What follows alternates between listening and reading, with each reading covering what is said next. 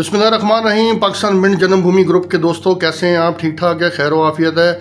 आज हमारे सामने लिविंग लेजेंड मैं इसलिए कह रहा हूँ, इम्तियाज़ भट्ट साहब, पाकिस्तान टीम के एक्स फॉर्मर प्लेयर और साबका PI के खिलाड़ी। फैसलाबाद में इनकी स्टाइल की ही वजह से फैसलाबाद का फुटबॉल चेंज हुआ है। भट्ट साहब कैसे हैं आप? जी अल्हम्दुलिल्लाह, शुक्र है जी। सब खैर आफियत है जी, माशाल्लाह, अल्हम्दुलिल्लाह। भट्ट साहब कहाँ गायब है आजकल, क्या कर रहे हैं आप? कहीं भी गायब नहीं हूँ, बस ये है कि मैं आजकल 2-3 जगहों पे ग्रास रूट लेवल पे काम कर रहा हूँ। बच्चों के ऊपर कोचिंग करता हूँ। लाहौर में होता हूँ 2-3 दिन, 3-4 दिन फैसलाबाद में। इस तरह छुट्टी वाले दिन संडे को कहीं ना कहीं मेरी कमिटमेंट होती है तो मैं वहाँ चला जाता हूँ। तो वो इसलिए बीच में कोई ऐसा वक्त, कोई टाइम नहीं मिल पाता कि दोस्तों से मुलाकात हो सके। यानी कि फुटबॉल से मुंसलिक है? जी बिल्कुल। बात यह है कि मैं अपने आप को पब्लिसाइज नहीं करता, कोई मशहूरी नहीं करता, कोई सोशल मीडिया पे हम लोग नहीं अपने आप को प्रमोट करते। तो मैं लगे हुए हैं, हमें पता है कि जितना हम कर सकते हैं हमें उतने, यानी जितने वो कहते हैं ना कि अपना कदम वहीं तक रखें जहाँ तक आप जमा सकते हैं। चले, आप वैसे हंसते बस्तर है लेकिन फुटबॉल में रहना चाहिए। इम्तियाज़ भट्ट साहब, क्या कभी किसी से नौकरी मांगी है आपने? हमने सुना है कि कहीं आपने किसी से नौकरी मांगी है। जी, बड़ा अच्छा सवाल है। अल्लाह ताला से बहुत दफ़ा अपने रिज़्क़ के लिए नौकरी का ज़रूर दुआ मांगी है, लेकिन किसी बशर के आगे मैंने कोई ऐसा काम नहीं किया कि मेरी मजबूरी इस तरह की हो। हाँ, जिनको मेरी ज़रूरत थी उन्होंने अलबत्ता ज़रूर मेरे से मिन्नत, समाजत, तरले, पाँव पकड़े, दाढ़ी का हाथ लगाया, घुटनों को हाथ लगाया, मेरे दोस्तों को अप्रोच किया, मेरे सीनियर्स को अप्रोच किया, मेरे मोहल्लेदारों को अप्रोच किया। हालांकि मैंने इनकार किया था कि मैं नहीं, मैं यहीं पे ठीक हूँ। तो मुझे यानी जिस तरह कहते हैं ज़बरदस्ती मिन्नत समाजत करके मुझे कहा गया।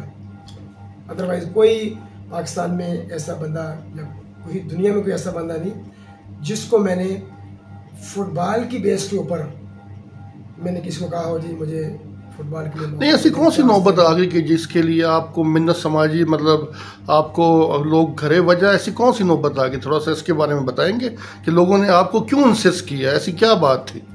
इंसिस्ट किया, उनको ज़रूरत होगी मेरी।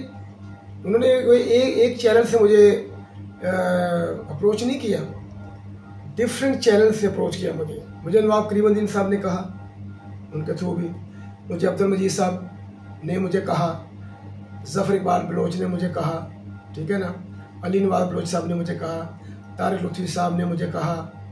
जब मैं वापडा में था उस वक्त की ये बातें हैं सारी। और ये भी मैं आपको बता दूं कि मैं PI में एक दफ़ा नहीं 2 दफ़ा गया हूँ। 2 दफ़ा? हाँ। पहली दफ़ा जब मैं गया हूँ, मैं असल में वापडा में छोड़ना नहीं चाह रहा था। मेरा इख्तलाफ हो गया। असल जबानी साहब के भाई थे, उनके साथ मेरी जो प्रमोशन नहीं हुई थी 1991 की सेफ गेम्स के बाद, वापडा की प्रमोशन पॉलिसी के मुताबिक, जो मैं पहले भी जिक्र कर चुका हूँ कि हम वापडा के 4 प्लेयर थे। कादी इशफाक मरहूम थे, कप्तान शराफत थे, कप्तान मतीन थे और चौथा मैं था उसमें। तो उन तीनों की प्रमोशन होगी, मेरी प्रमोशन नहीं हुई, तो इस बेस पे थोड़े से मेरे इख्तलाफात हो गए थे। अदरवाइज मेरा कोई ऐसा वहाँ पे कोई क्लैश नहीं। यानी कि आपके पर्सनल इंटरेस्ट की वजह से आप जो थोड़ा डिसऑर्डर। हाँ, उसी दौरान मुझे अलाइट बैंक ने ले रही थी, लाइट बैंक भी, ठीक है ना। तो अलाइट बैंक की टीम बनी थी, तो ये मेरे पास आ गए तारिक लुत्फ़ी साहब फैसलाबाद। इनको जब पता चला कि मैं लाइट बैंक में जा रहा हूँ तो इन्होंने कहा यार हमने रजिस्ट्रेशन करवानी है, फाइनल डेट है, तो हमने फेडरेशन को नाम भेजने हैं, तो आप ऐसा करें। मैं उस वक्त फैसलाबाद से बाहर तक कहीं मैच खेलने गया था। तो ये मजीद साहब के घर में आकर ठहरे हुए थे। मजीद साहब जो है मेरे सीनियर भी हैं, मेरे क्लब के भी हैं, मेरे हमसाए भी हैं, उनके बड़े भाई जो हैं मेरे उस्ताद भी हैं, मेरे कोच भी हैं, मेरे सीनियर भी हैं, फुटबॉल में मुतारफ़ कराने वाले भी वो हैं। तो ये उनके घर में ठहरे थे, मैं आउट ऑफ सिटी था। मैंने वहीं से उनको कहा मैंने पीआई ज्वाइन नहीं करनी, मैं इतनी दूर नहीं जाऊंगा, मैं नहीं रह सकता। और जैसे कराची के हालात थे उस वक्त 1994 में, ये सबको पता है, ठीक है ना। तो इन्होंने कहा कि नहीं मैं स्टे कर रहा हूँ रात को, चलो आप आओ एक दफ़ा, तो मैं इंशाल्लाह अब बात करते हैं आपके साथ, फिर आपकी जो मर्ज़ी। जब मैं गया तो फिर मेरे और भी दोस्त थे क्लब के, उनको भी फोर्स किया उन्होंने, यार आप इसको समझाओ यार कि पीआई है, पीआई कभी मैं किसको लेने नहीं गया आज तक, ये हमारा रिकॉर्ड है, कभी हम किसी के घर नहीं जाते। तारिक साहब आपको कह रहे हैं कि तारिक साहब, खुद तारिक साहब। और मैं एक चीज़ और मेंशन कर दूं इसमें कि मैं इस अपने इंटरव्यू में जो बातें कहूँगा अल्लाह को हाज़िर नाज़िर जानकर सच्चाई पर मबनी बात करूँगा। क्यों? अगर मैं झूठ बोलूँगा तो ये वीडियो मेरे लिए गुनाह जारिया का बायस बनेगी, जो मैं नहीं चाहता हूँ इस तरह। तो मैं जो बात करूँगा बिल्कुल सच करूँगा, हकीकत मबनी करूँगा, और उसमें रत्ती भर भी झूठ नहीं होगा। आप भी सच बोलेंगे तो हम भी आपसे सच ही सवाल करेंगे, अल्लाह की मेहरबानी से। आप बेफिक्र है, हम भी कोई कि ये नहीं कि कोई प्लांटेड से कर रहे हैं। जी मैं कंटिन्यू कर रहा हूँ। वहीं से जब ये इन्होंने फोर्स किया मुझे बहुत ज़्यादा फिरना, तो मैंने कहा चलो ठीक है। मुझे बोला यार आप ऐसा करो, हमारी बड़ी इंसल्ट है, हमने ऑर्डर करवा लिए हैं आपके, अब तो अब आप नहीं आएंगे तो मैनेजमेंट हमारी उधर एक अच्छा तासर नहीं जाएगा, आप आ जाएँ, आप रिज़ाइन दे के आ जाए, ये भी मुझे कहा है इन्होंने। तो थोड़ा सा मैंने कहा चलो यार इतना फोर्स कर रहे हैं, ये हमारी नेशनल टीम के भी कोच उस वक्त ये थे और पीआईबी के कोच भी थे। तो मैं चला गया, मैं तकरीबन हफ्ता 10 दिन वहाँ नहीं रहा हूँ। ये मैंने ट्रेनिंग की इनके साथ बाकायदा। हफ्ता 10 दिन के बाद मुझे कहा जी आपके ऑर्डर नहीं हो सके, गवर्नमेंट ने पाबंदी लगा दी है, ऑर्डर कैंसिल हो गए, इसलिए आप वापस चले जाएँ, हम आपको दोबारा पीआई में ले लेंगे जब वैकेंसीज आएंगी। तो खैर मैं बड़ा, मेरे लिए ये नहीं अच्छा था मेरे लिए कि मैं किस मुंह से वापटा में वापस जाऊं या कैसे लोगों को बताऊं मैं पीआई में गया था। तो ये पीआई ने बहुत बड़ा मेरे साथ एक नाइंसाफ़ी की मेरे साथ, ठीक है जी। उसके बाद मुझे नेशनल बैंक ने बहुत अप्रोच किया, इकबाल कासिम साहब थे, इस चीज़ की गवाही आपको दे देंगे, नासिर इस्माइल भी, और राना मुजाहिद जो इस वक्त जनरल सेक्रेटरी हैं पाकिस्तान हॉकी फेडरेशन के, ठीक है ना। वो मेरा हमसाया भी था, मेरा लंगोटिया भी था, मेरा क्लास फेलो भी था, और बड़ा एक तलक भी था उसके साथ। तो एक अच्छी पोस्ट पे था वहाँ पर, उसने भी मुझे कहा ठीक है। उसके बाद मैं जब आ जाता हूँ फिर मैं वापटा को ज्वाइन नहीं करता हूँ। यानी कि जब आप आते हैं हाँ, उसके बाद मैं वापटा को ज्वाइन नहीं करता, तो किस मुँह से मैं जाता हूँ। फिर मैं लाइट बैंक में भी नहीं गया। जफर इकबाल साहब सारी इस बात की आपको गवाही देंगे, जो इस वक्त ऐसे गार्डिंग के कोच हैं। तो जब पीआई ने नहीं लिया तो आपको दोबारा उधर जाने की जरूरत क्या थी? नहीं कहाँ पीआई में, वो भी मैं आपको बताता हूँ, वो भी मैं बताता हूँ आपको। उसके बाद क्या हुआ कि इन्होंने मेरी मीटिंग करवाई, हसन मूसा साहब जीएम स्पोर्ट्स से हमारे, अल्लाह ताला की रहमत करे उनको। तो उनसे इन्होंने मेरी मुलाकात करवाई कि यार वो आपसे मिलना चाह रही हैं। वो मुझे मिले, उन्होंने कहा बेटा खुदा ना खास्ता आपकी टांग भी कट जाती है ना तो पीएम में मैं आपके ऑर्डर करवा के आपको दोबारा लाऊंगा। हमें ये अच्छा नहीं लग रहा कि हम आपका उधर से लेके आए हैं तो इधर आके आपका काम नहीं हो सका। तो दोबारा फिर इसी तरह ही हुआ जिस तरह मैंने पहली स्टोरी आपको सुनाई कि मुझे फोर्स किया गया कि आप आ जाएं, तो उसके बाद आप रिजाइन देके चले जाएं। अच्छा, उस दौरान वापटा ने फिर मुझे ले लिया, वापटा ने मुझे ले लिया। मैं जब नहीं खेला था फिर उन्होंने कहा यार चले व्हाट्सअप छोड़ें, जो हुआ, जो पीआई ने आपके साथ ज्यादती की, नाइंसाफ़ी की, आप हमारे इधर एम्प्लॉई हैं अभी तक, तो आप वापस आ जाइए। तो मुझे बहुत फोर्स किया उन्होंने, मैं फिर भी नहीं आ रहा था मैं। देखो इतना फोर्स कर दिया उन्होंने मुझे कि मुझे फिर देखना पड़ा कि नहीं ये बड़े भी हैं, सीनियर भी हैं, इन लोगों के एहसानात, यानी कि आपने दूसरी बात मान ली। मैं वापटा में आ गया दोबारा, ठीक है ना। जब दोबारा वापटा में आ गया तो उसके बाद पीआई ने फिर दोबारा मुझे अप्रोच किया। फिर मैंने बाकायदा असलम जबाली साहब को बताया सर इस तरह मुझे ले रहे। फिर मैंने अपनी फैसलाबाद वापटा के चट्टा साहब थे, उन्होंने भी कहा ठीक है बेटा कोई बात नहीं, आप जाएँ, कोई मसला नहीं है, हमें खुशी होगी अगर आप वापटा छोड़ के पीआई में जा रहे हैं तो फिर बहुत अच्छी बात है, हमें खुशी है, हमारी भी ख्वाहिश है कि अगर ये हमें छोड़ के जाए तो पीआई में जाए, अगर कहीं और जाना है तो फिर हम आपको कहेंगे आप हमारे पास ही रहें। तो ये सारे मामला स्टोरी है। इम्तियाज भट्ट साहब, ये जो आज आप बातें कर रहे हैं सारी, ये किसी दबाव से कर रहे हैं? पहले क्यों नहीं की? पहले तो मैंने कभी आपके मुंह से ये बातें नहीं सुनी। आज आप सोशल मीडिया पे आके ये बात कर रहे हैं कि जी ये हुआ, ये क्या बात है? ये आज क्यों बोल रहे हैं इम्तियाज भट्ट?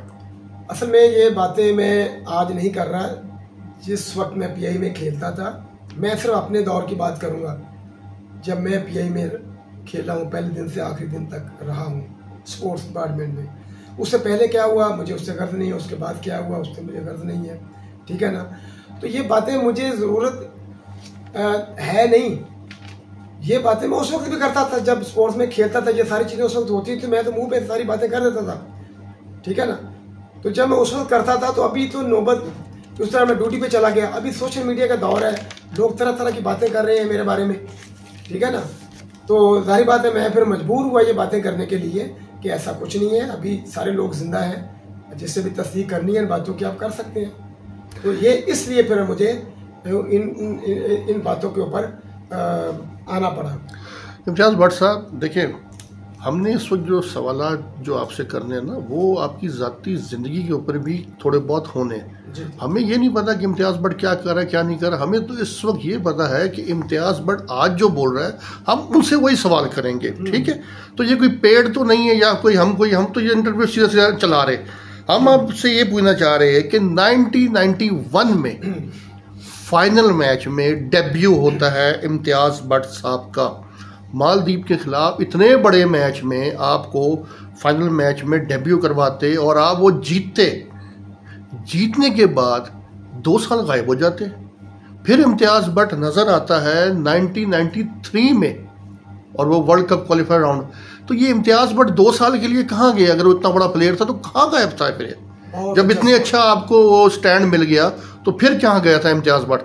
बहुत अच्छा सवाल किया आपने। देखिए 91 में 1991 में जब हम जीते हैं, उसके बाद अगले साल हम इंडिया गए हैं, तो मुझे जो प्रोफेशनल ऑफर्स हुई हैं, आपको पता है मुझे 1991, 1992, 1993, 96 तक मुझे ऑफर्स हुई हैं बांग्लादेश से, इंडिया से, मलेशिया से, अमेरिका से। अब आप खुद सोचें कि मैं एक प्लेइंग टीम का हिस्सा था। सर ये तो सबूत नहीं है ना, ये तो आप कह रहे हैं। मैं यही तो बात करने लगा हूँ आपको। ऑफर तो सब लोगों को हुई, हमने तो किसी को नहीं देखा। मैं एग्री करता हूँ आपकी बात से। मैं ये कहना चाह रहा हूँ कि उस दौर में कोई ऐसा सोशल मीडिया प्लेटफॉर्म था नहीं कि आप अपनी बात को कहीं पे प्लेटफॉर्म पे लेके आते, ठीक है ना। तो मैं यही तो आपको बताना चाह रहा हूँ कि आप खुद देखें ना, आप छोड़ दें इस चीज़ को। मैं 2 साल किधर गायब रहा? मैं कह रहा हूँ मुझे इंटरनेशनल ऑफर्स हो रही हैं और मैं नेशनल टीम से बाहर हूँ। क्यों? इसके पीछे क्या कैसे हो सकता है कि आप बंदा एक मैच खेला है? ये पसंद नापसंद की सारी बातें नहीं भट्ट साहब, ये आपकी बात हमें नहीं समझ आ रही, क्योंकि एक बंदा अपना डेब्यू करता है एक मैच पे, उसके बाद उसको ऑफरें आती है, कैसे ये मान ले? ये तो आप वो स्टोरियां सुना रहे कि जी ढाका खेल लेंगे, ढाका खेलें। तो ढाका तो उसको पाकिस्तान था, ढाका तो उसको पाकिस्तान था, फिर ये कोई क्रेडिट तो नहीं है। इसी तरीके से मेरा इम्तियाज़ भट्ट से भी ये सवाल है कि इम्तियाज़ भट्ट एक मैच खेलने के बाद उसको ऑफरें आ रही है, ये क्या बात है? बस ये मैं वही कह रहा हूँ कि फिर ये जेलसी प्रोग्राम, पसंद नापसंद का चक्कर पहले मैच के बाद से शुरू होगी जेलसी। पहले मैच के जैसी ऑफर्स हुई हैं, मेरे पास सारे लेटर्स पड़े हुए हैं, वो डेट्स पड़ी हुई हैं, वो लोग, वो क्लब वाले सारे मौजूद हैं। आप उनसे तस्दीक करें, मलेशिया से तस्दीक करें, अमेरिका से तस्दीक करें, बांग्लादेश से तस्दीक करें। इंडिया का मैं इसलिए नहीं कह रहा हूँ कि वो मुझे वहीं पर रोक रहे थे, वहीं से आने नहीं दे रहे थे, क्योंकि उनका मेरे पास कोई लेटर नहीं है, ठीक है ना। लेकिन उसके गवाह जरूर हैं जो मेरी टीम के प्लेयर थे, हाफिज साहब अल्लाह जन्नत नसीब करे, उनके सामने बात हुई थी, ठीक है ना। वो मुझे खुद इंडिया वाले कह रहे थे कि आप पाकिस्तान जाओगे, आपके NOC का मसला हो सकता है। जिस तरह बांग्लादेश के आपके ऑफर के साथ में पता चला है कि आपको NOC नहीं दिया गया, तो इंडिया में मुझे ऑफर हुई इस तरह, तो उसका मेरे पास प्रूफ नहीं है, लेकिन अमेरिका का मेरे पास प्रूफ है और आज भी वो जिंदा है बंदा, ठीक है। मेरे पास वो लेटर भी मौजूद हैं जिस एकेडमी ने मुझे ऑफ़र की थी। बांग्लादेश की जो बारी क्लब ढाका थी उसने ऑफ़र की थी, उसके लेटर मेरे पास मौजूद हैं। मलेशियन कोच का मेरे पास लेटर है, उस वक्त मैं PI में था, लेकिन PI वालों ने मुझे नहीं बताया, वो लेटर आगे पीछे गायब कर दिया, छुपा दिया, या मुझे नहीं बताया। जब मैंने दोबारा उनसे पूछा, बट साहब ये ज्यादती कौन कर रहा है आपके साथ? ये ज्यादती वही लोग कर रहे हैं जो उस वक्त फेडरेशन में मौजूद थे, जो वापडा में मौजूद थे, जो PI में मौजूद थे। यानी कि वापडा में भी आपके साथ ही होते रहे और जी PI में भी। ये आपके साथ ऐसा क्यों, मतलब वजह आप ही है? कैसे वापडा में भी आपके साथ? वापडा में कौन कर रहा था और PI में कौन कर रहा है? ये जरा नाम ले लें, जरा आज बता दें। आज नहीं देखिए, ये तो बराह रास्त तो मुझे ये तो नहीं पता कि इस बंदे के पास, मुझे उसने यही बताया कि मैंने आपके ऑफिशियल्स को, PI के ऑफिशियल्स को ये लेटर भेजे हैं, फलां तरीक को। ये लेटर मेरे पास पड़ा हुआ है, उसमें हवाला दिया कि फलां तरीक को इस डेट को हमने ख़त लिखा, उसका कोई रिप्लाई नहीं आया, तो हमारी डेट गुजर गई, तो हमने किसी और कंट्री के प्लेयर्स को रख लिया, हमारी डेट गुजर रही थी। जो प्लेयर को रखते हैं ना उनका सीजन शुरू होता है तो अब मुझे नहीं पता उसमें कौन इन्वॉल्व था, लेकिन था तो पीआई में ना। तो जो पीआई के फुटबॉल के लोग थे जो भी थे उस दौरान, तो वही मैं तो उनको जिम्मेदार गर्दानूंगा ना ये चीज। बट साहब देखिए, अब आपके कैरियर पे हम लोग थोड़ी सी नज़र डाल रहे। पहला मैच मालदीव के साथ आप खेले, दूसरा मैच चाइना से खेले, 5 गोल से आप लोग हारे। तीसरा मैच यमन से खेले, 5 गोलों से आप हारे। इराक से चौथा मैच खेले, 8 गोल से आप हारे। जॉर्डन से खेले, 3 गोलों से आप हारे। चाइना के साथ खेले, 3 गोलों से हारे। वे अपना ये जॉर्डन के साथ फिर आप खेल सॉरी अपना ये इससे भी 3 गोल से आप हारे। इराक से भी 4 गोलों से आप हारे। जॉर्डन से फिर खेलते तो 5 गोलों से हारे। बांग्लादेश से आप 1 गोल से विन किया। नेपाल से आप 2 गोलों से हारे। इम्तियाज बट के टोटल 11 इंटरनेशनल फीफा मैच है, जिसमें से ये 2 जीता है और बाकी सारे हारे। और फिर भी आपको फीफा से मतलब इधर फलां से ऑफरें आ रही है। ये मुझे बट साहब समझ नहीं आई। इसके बारे में थोड़ा सा हमें ये बताएं कि अगर ऐसी चीज़ें हैं तो इसके पीछे कौन से ऐसे बंदे हैं जो आपको रोकते रहे हैं, जो आपके साथ और आपके कैरियर के साथ ज्यादती करते रहे। थोड़ा इसके बारे में जरा इम्तियाज बट बताएं। अच्छा, पहले आपने जो बात की है ना कि आप रिजल्ट के बारे में पूछ रहे हैं। जी ये रिजल्ट सारे सर रिजल्ट की बात करता हूँ। देखिए, जो आप बातें कर रहे हैं सैफ गेम्स 1991 की जी, उसमें जो पाकिस्तान की टीम थी उसका और बाद वाली जो पाकिस्तान की टीमें बनी है उसका कंपैरिजन नहीं बनता। मसलन वो टीम बहुत अच्छी थी, पहला फर्क। दूसरा फर्क, सार्क कंट्री में सैफ गेम में जो टीमें थी उनका और वर्ल्ड कप के क्वालिफाइंग के राउंड में जितनी टीमें थी उनका भी आपस में कंपैरिजन नहीं बनता। दोनों जगह फर्क है, ठीक है ना। तो ये रिजल्ट इस वजह से भी है कि जो वर्ल्ड कप का राउंड हमने खेला उसमें टीम हमारी बहुत हल्की थी, जबकि मध्य मुकाबले टीमें बहुत स्ट्रांग थी। तो उसका जिम्मेदार कौन है? जिम्मेदार भी सिलेक्शन कमेटी होगी, फेडरेशन होगी, कोचेज होंगे। यानी कि 91 में जब आप लोग जीतते हैं तो क्रेडिट आप दे रहे हैं सिलेक्शन कमेटी को कि उसने वो टीम सिलेक्ट मेरिट पे की है जी, और जो बाकी हुई है बाकी गलत हुई है। ये आपके कहने का मकसद है? नहीं, मैं इसको गलत सही देखे ये नहीं। अब देखें, मैं ये कह रहा हूँ कि एक ट्रायल में अच्छे प्लेयर आते ही नहीं है, जो आते हैं आपने उसी में से सिलेक्ट करने हैं। नहीं, तो ये कैसे आप बात कह रहे कि पाकिस्तान टीम के ट्रायल हुए और वो प्लेयर ना है? ये कैसी बात है? होता है ना, इस तरह होता है। अभी आप नेशनल गेम जो क्वेटा में हुई है पिछले साल, सर अभी मिसाल ले बात कर रहा हूँ, पहले की बात पे बात हो रही है। मैं मिसाल दे रहा हूँ ना। यहाँ प्लेयर नहीं आए, हमने एक दिन बढ़ाया फिर प्लेयर नहीं आए। अब जो आए हैं अपनी टीम फॉर्मेलिटी के लिए लेके तो जानी है ना। तो उस दौर में भी इसी तरह ही हुआ था कि जो प्लेयर्स आएंगे ट्रायल में, जो एंट्रेंस पास करेंगे, जो कैंप पूरा अटेंड करेंगे, वो टीम में आएंगे। लड़के तो भाग जाते थे, छोड़ जाते थे। कैसे हो सकता है जबकि डिपार्ट्स आपके पास मौजूद है, नेशनल चैंपियनशिप आपके पास अपना मौजूद है, आप किसी भी डिपार्ट से प्लेयर ले सकते हैं। अगर प्लेयर नहीं आए, ये मुझे आपकी बात कुछ हजम नहीं हो रही। मैं यही आपको कह रहा हूँ। मैं चलो आप इस तरह समझ लें कि 89 में ट्रायल हुए, ट्रायल में बुलाया गया सबको, मैं नहीं गया ट्रायल में। अब जब मैं गया ही नहीं तो मैं सिलेक्ट कैसे हो जाऊंगा? मैं ये कह रहा हूँ कि जो ट्रायल होते थे, अब जो आएंगे सर, अगर अच्छे आ जाएंगे तो अच्छे सिलेक्ट हो जाएंगे, अगर गलत आ जाएंगे तो 20 लड़के 18 लड़के तो लेके जाने हैं ना, ठीक है ना। तो मैं ये कह रहा हूँ कि एक तो आप देखें टीम का डिफरेंस बहुत ज्यादा था उस टीम से। जो 91 में पाकिस्तान की टीम थी उसका डिफरेंस। 91 टीम का कोच कौन था और किसने टीम सेलेक्ट की थी?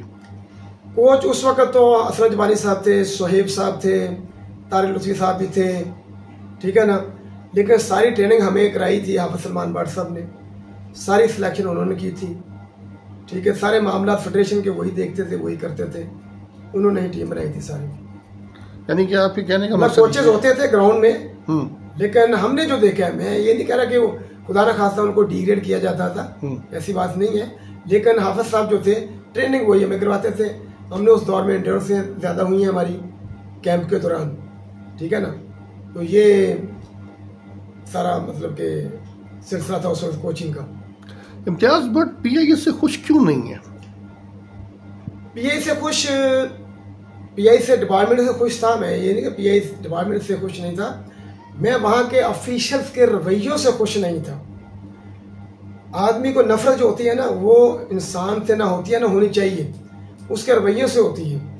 मैं जो सोच समझ के गया था, मेरे साथ उस तरह ट्रीट नहीं किया गया, उस तरह मुझे नहीं वो चीज़, मतलब आपने खेल के दिया? बिल्कुल खेल के दिया। बता दें कोई मैच जो नहीं खेल के दिया, इतनी इंजरी में खेल के दिया, वन मैन शो किया।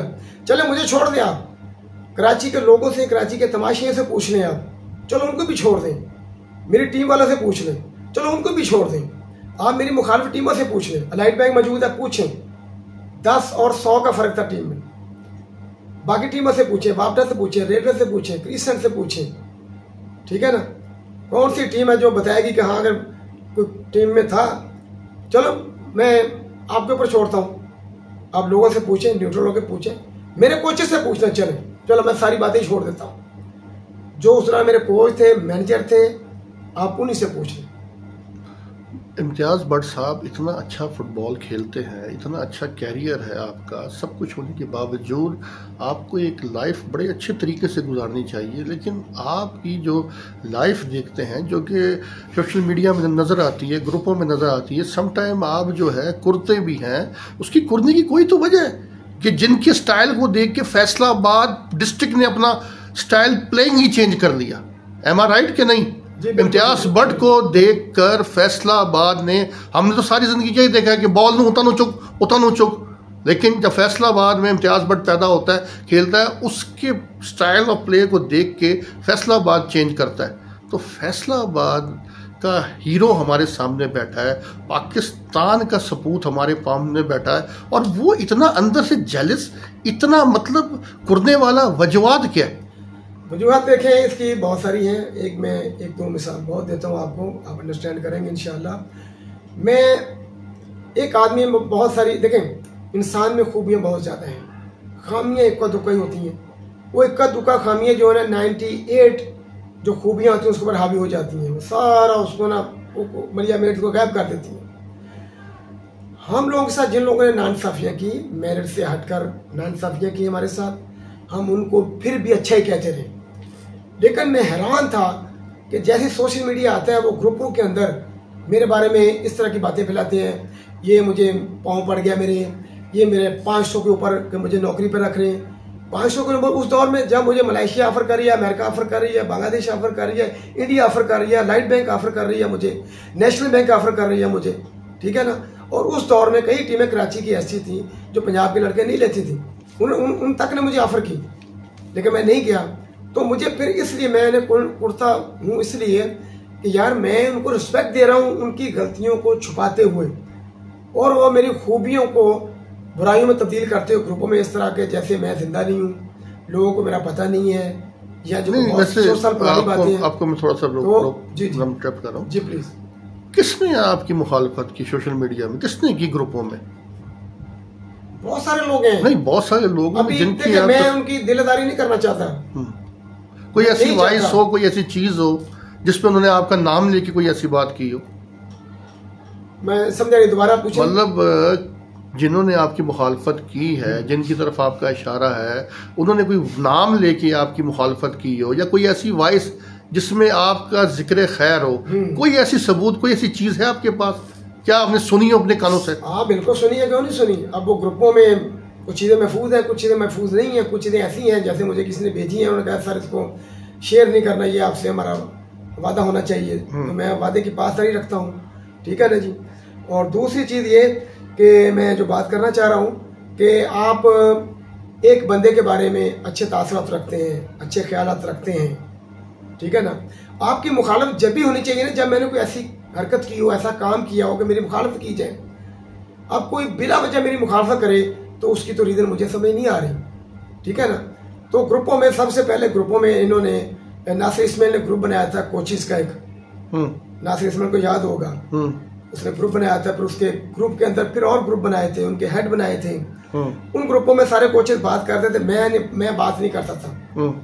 जिस बंदे के साथ आपने वक्त गुजारा हुआ, जिसको आपने देखा हुआ हो, हाथी के दांत खाने के और दिखाने के, और जिसके साथ आपने वक्त गुजारा हो, आप उसकी रग रग से वाकिफ हो, तो आप कोशिश होगी कि यार मैं इसके साथ ना ग्रुप में ना हूं तो अच्छा है, मैं ना ही बोलूं तो अच्छा है, क्यों मैं जो भी बात करूंगा वो समझ लेगा ये मेरी मुखालफत में कर रहे हैं, तो उससे बेहतर है खामोशी बेहतर है उससे। तो उस ग्रुप में इन्होंने पहले बातें की, ये कोचेज जो बोलते नहीं इनको निकालो, फारक करो, ये वो आसा बोलने शुरू हो गए। मैं फिर भी नहीं बोला।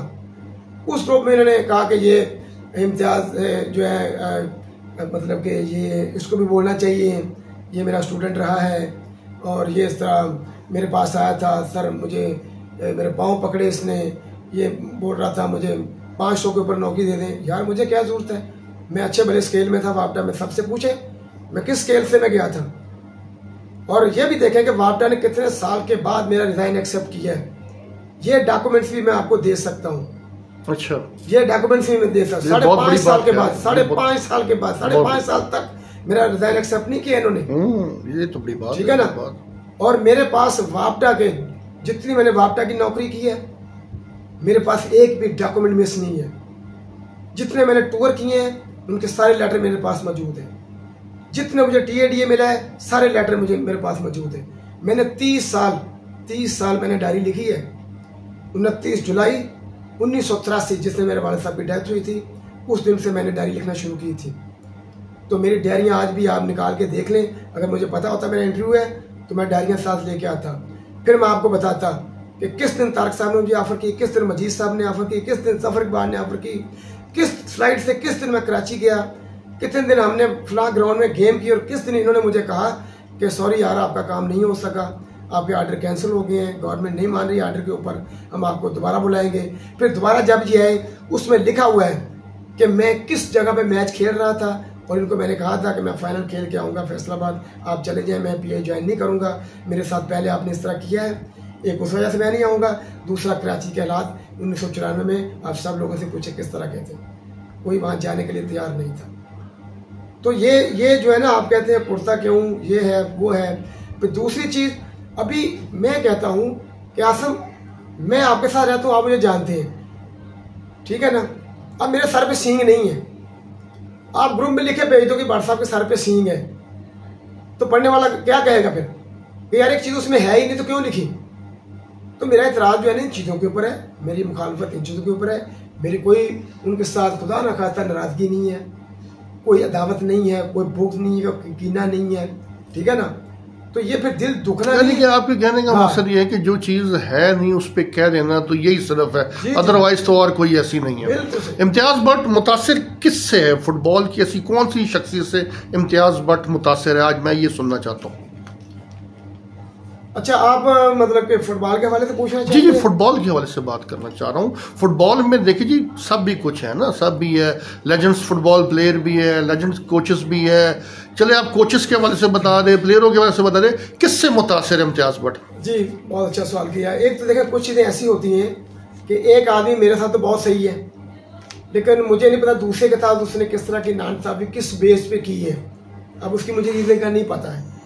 लेकिन एक बंदे के साथ मैंने वक्त गुजारा, मेरे साथ वो जैसे भी मतलब कि मेरी तरफ से कोई ऐसी बात तो नहीं हुई कभी, खुदा न खास्ता, कि मैंने उनकी इंसल्ट की हो, सामने बोला हूँ, बात की हो, नाराज़गी का इजहार किया हो, मतलब कि इस बात पे तो मैं असलम जबानी मरहूम साहब का, मैं उनकी फुटबॉल में जो शख्सियत है, as a official, as a coach, as a manager, मैं उनकी शख्सियत से बहुत मुतासर हूँ।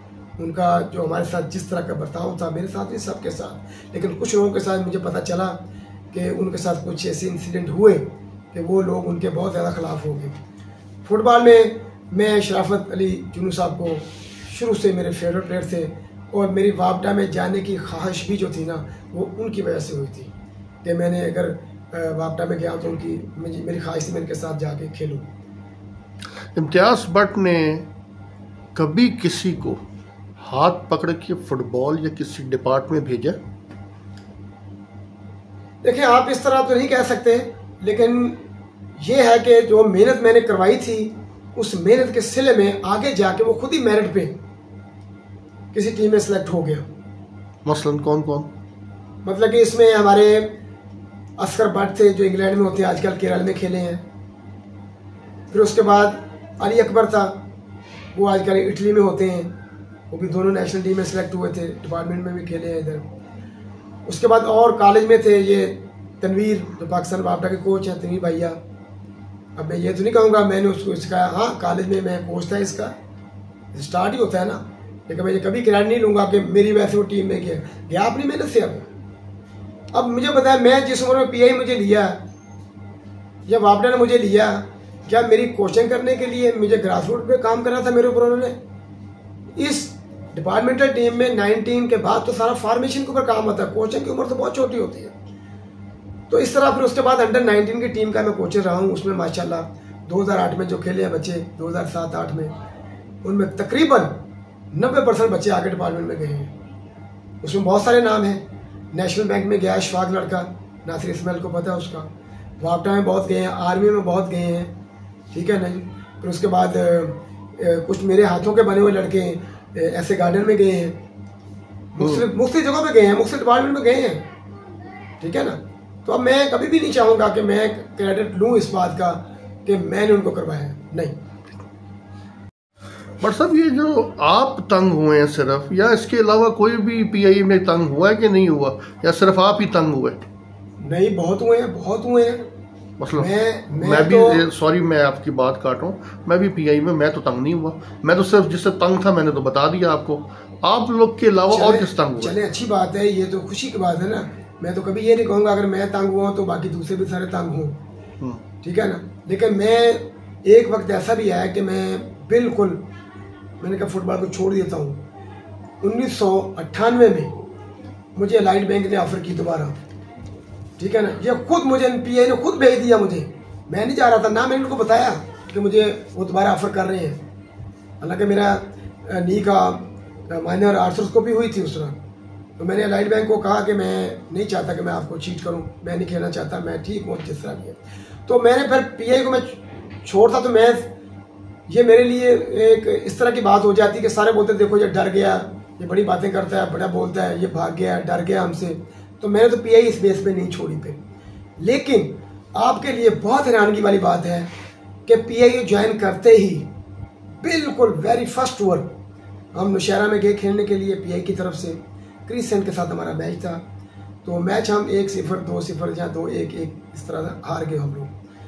तो वहाँ पर अरुण यूसुफ और राशिद सिद्दीकी हैदराबाद वापडा वाले, ये दोनों उसी मैच के बाद छोड़ के चले गए। अब आप देखेंगे वो क्यों छोड़ के चले गए, इसकी क्या वजह है, उनसे पूछें आप।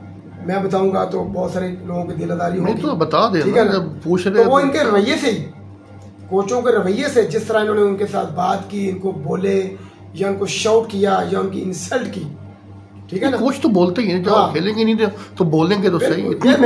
ये मैंने भी कहा उनको, मैंने भी बहुत समझाया, मेरे रूममेट थे वो, मैंने अरुण को बहुत समझाया, राशिद को बहुत समझाया, मैंने कहा यार कोई बात नहीं, इतनी बड़ी बात हो जाता है। लेकिन ये आप देखें कि वो भी छोड़ के चले गए। इसके बाद केरल का उमर फरूक था, फिर उन्होंने जलाल को निकाला। जलाल को किस बात में निकाला, ये भी एक सवालिया निशान है। मुझे तो उसने बताया, लेकिन अब मैं इधर बताऊंगा, फिर वो बेचारा वो पता नहीं अपनी नौकरी की वजह से को मजबूर होगा कि मैंने इस तरह। वो तो अभी नौकरी कर तो रहा है, लेकिन हम बात यही आ गई ना। फिर बात यह है कि देखिए, कोच का काम है बोलना। अब अगर इस चीज को हम लोग हाईलाइट इशू बनाए तो ना, इस ऐसे तो फिर आपके सामने यूनुस भी गया था, लेकिन बात यह है यूनुस भी पीआई में था। जी जी जी, बोलना इस तरह चाहिए ना। ये देखें, जिसको आप बोल रहे हैं ना, अगर मैं अच्छा खेला हूँ ना, बहुत अच्छा, अगर कोच मुझे बोलेगा ना कि तुमने क्या खेला, तो मैं समझ जाऊंगा ये मुझे दूसरी सेंस में बात कर रहे हैं। अगर मैं खेला ही नहीं और कोच मुझे अप्रिशिएट कर रहे हैं ना, तो फिर मैं कहूँगा ये मुझे मेरी हौसला कर रहे हैं, मुझे बता रहे हैं, हालांकि मैं अच्छा नहीं खेला हूँ, लेकिन वो मेरा दिल रख रहा है, मुझे डांट नहीं रहा। तो ये कोचेस का बिहेवियर हमारे साथ तो बिल्कुल अच्छा नहीं रहा। बहुत सारी जगहों पे टीमों के अंदर जब मैचेस हमारे होते थे, मेरा बड़ा फटा होता था इस चीज़ के ऊपर कि ये टीम नहीं खेलेगी, ये प्लेयर नहीं खेलेंगे, ये जो इस तरह खेलेंगे तो ठीक है, वरना पर हम बैठे हैं। ये सारे लड़के गवाह हैं, आप पूछे पूरी टीम से। आपकी तो गुफ्तगू से मुझे बागी की अपना खुशबू आ रही है। नहीं, ऐसी बात नहीं। देखें, मैं एक और बात करता हूँ, कसम खुदा की, लोग मुझे कहते थे, लोगों को पता था सारा, कहते यार आपकी मैनेजमेंट से नहीं बनती, आप फिर भी इतनी मेहनत, इतनी जानमारी करते हो, आपको तो खेल लेनी चाहिए। मैंने कहा यार बात सुनो, मैं पीआई का मुलाजिम हूँ, मैं उनके लिए जो है ना अहम हूँ, मुकद्दम हूँ, मेरे लिए वो रिस्क है मेरे लिए, ठीक है ना। मेरे लिए सारा कुछ वो डिपार्टमेंट है, मैंने उसकी खातर खेलना है, मैं किसी बंदे की खातर चाहूँ थोड़ी खेलने आया हूँ। जब डिपार्टमेंट का लेवल लगता है, जब आप देखें अब जंग लड़नी है, मैंने अपने मुल्क के लिए लड़नी है, ये तो नहीं मैं किसी बंदे की वजह से लड़नी है।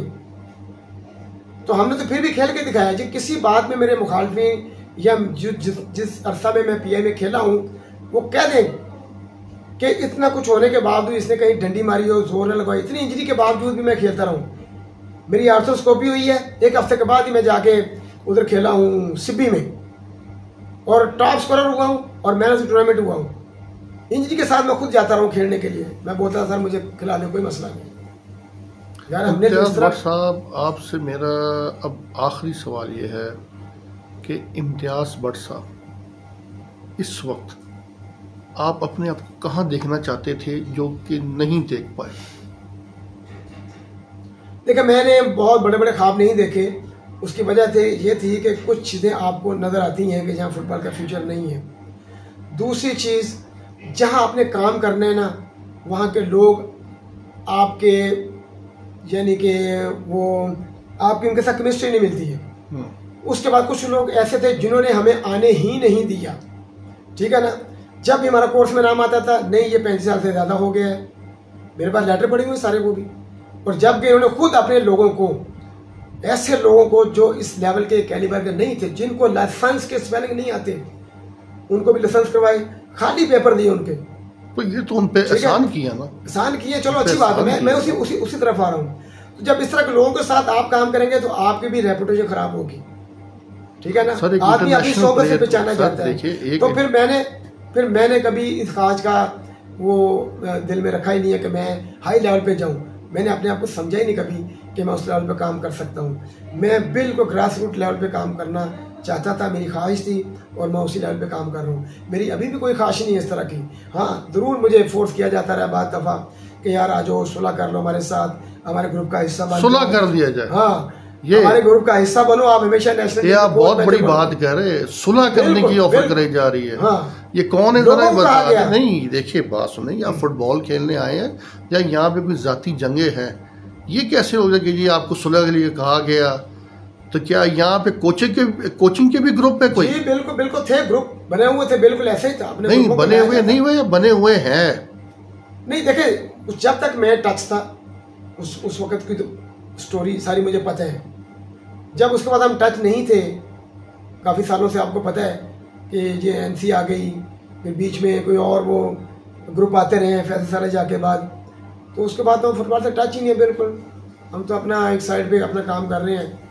तो बाकी इस वक्त का मुझे पता नहीं। उस वक्त तो इसी तरह था, मतलब कि वो ग्रुप जो बने हुए थे सारे मेरे दोस्त हैं, मेरे बैच के हैं, हम इकट्ठे खेलते रहे हैं, वो एक स्टोरी मुझे बताते रहे। चले जी, ये थे हमारे मुल्क के मायनास प्लेयर मोहम्मद इम्तियाज़ भट्ट साहब। ये मैं एक आपको बात बता दूं, ये जितने भी इनसे मैंने सवालात किए हैं ना, मैंने कोई प्लांटेड नहीं किए, मैंने इनसे बिल्कुल वही सवालात किए जो मेरे जहन में थे।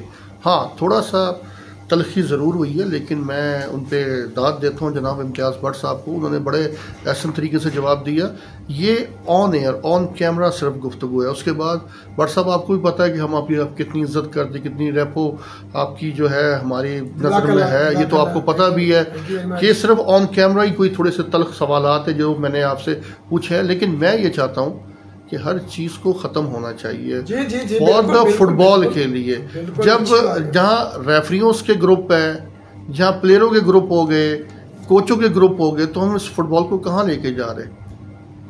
बिल्कुल देखें जी, ये जो बातें हुई हैं, सवालात उठे हैं, तो जवाब तो देने पड़ेंगे ना। फिर अगर जवाब नहीं दिए जाएंगे, खामोशी रखी जाएगी, तो फिर झूठ जो है ना वो सच साबित होगा। तो मेरा इख्तलाफ इसी बातों के ऊपर है। बाकी हमारे लिए हर बंदा काबिल एहतराम है, इसमें किसी को नाराज़गी गुस्से वाली बात नहीं है। आपने जो सवाल पूछे बिल्कुल वैलिड पूछे हैं और मुझे अच्छा लगा कि आपने ये इस तरह के सवाल किए मुझसे, ताकि दुनिया को पता चले हकीकत क्या है। चलो जी, बहुत बहुत शुक्रिया। ये थे जी इम्तियाज़ भट्ट साहब। अगर आप में से किसी ने भी ऑन एयर आके लाइव दो टोक बात करने का हौसला है तो वो मुझसे रब्ता कर सकता है। टेलीफोन नंबर मैं आपको दे रहा हूँ, इस पर आप मुझसे रब्ता करें, मेरे व्हाट्सएप पे रब्ता करें। इंशाल्लाह आपसे भी दो टोक सवालात होंगे। भट्ट साहब आपका बहुत बहुत शुक्रिया, नाइस मीटिंग यू। खुश रहे, आबाद रहे। इंशाल्लाह फिर किसी दौरान पे आपसे ज़रूर मुलाकात होगी। Thank you very much.